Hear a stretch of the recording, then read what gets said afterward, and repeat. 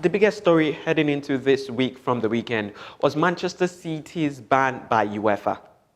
Now, it has raised several questions like, oh, what are the implications of the ban? What does it mean? Who's going to go into the Champions League? Would any other team, replace Manchester City in the current Champions League? Are they going to be dropping out? Are they still going to be playing against Real Madrid? Is Pep Guardiola going to leave this side? Are the players going to leave this side? So, several questions that we have, all from the 2-year ban by UEFA. Now, those questions we hope to answer in the show today. So welcome to the show. My name is Fowowe, and this is the Nutmeg on Guardian TV. Now, to the very important question, why is Manchester City currently being banned by, you have it, UEFA? Now, it starts from a certain publication by Der Spiegel. That's in November 2018, where they accused City of some things through certain internal emails that they somehow got their hands on. Now, I don't know how the Spiegel got those emails, but, well, it was published and UEFA started their own inquiry. They started their own investigations. And now to the ban itself. They found Manchester City actually in serious breach of the FFP rules. Now, FFP is financial fair play rules that was instituted by that's UEFA to get, well, certain clubs to stay in line in certain brackets of, money being spent and revenue. So it happened that Manchester City overstated their sponsorship revenue. And they called it 67.5 million. They're going to be getting 67.5 million from that Etihad. But it did happen that Etihad was only bankrolling that's £8 million, while the remaining of the 67.5 was actually being funded by the owner of the team, that's Sheikh Mansour.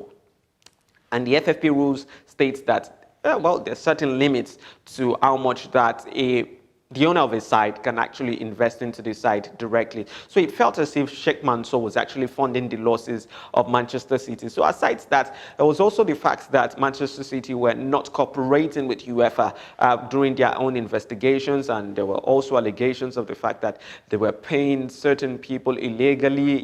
That's the likes of the agent of that's Jadon Sancho, who is currently at Borussia Dortmund. So it's a long list, but those are the really important ones right now. So the implications that it has or portends for Manchester City, well, that could be even much more deeper. 2-year ban and also a 30 million euros fine. But what does it mean?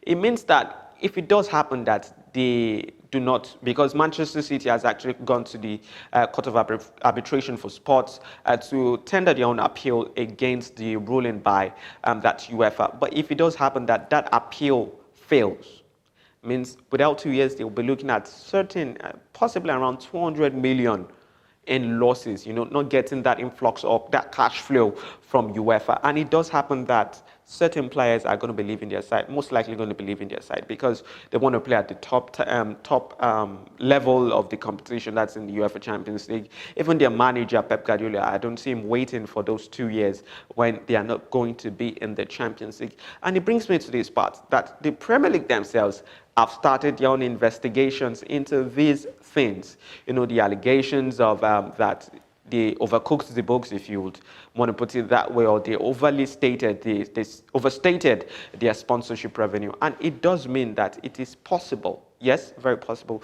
that it dropped to as low as the League Two. They are going to be docked certain points, and maybe they're going to be retrospective. You're looking at the 2012 and the 2016, which means it's possible that Liverpool actually, yes, that they win that particular Premier League if Manchester City are docked points. So it's a whole world of so many implications if Manchester City are actually guilty of what they're currently being charged for. So 2-year ban, 30 million euros, and a potential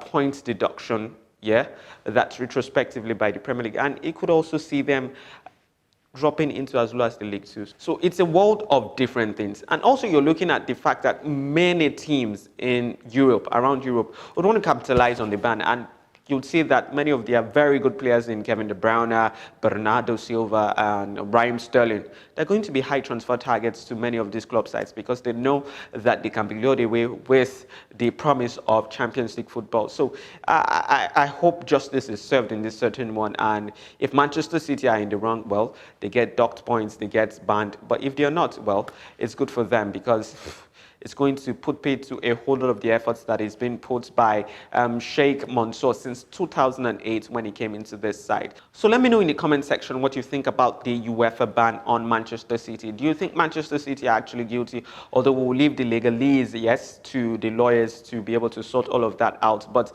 looking at everything, what do you think? Are you happy about the ban? Are you sad about the ban?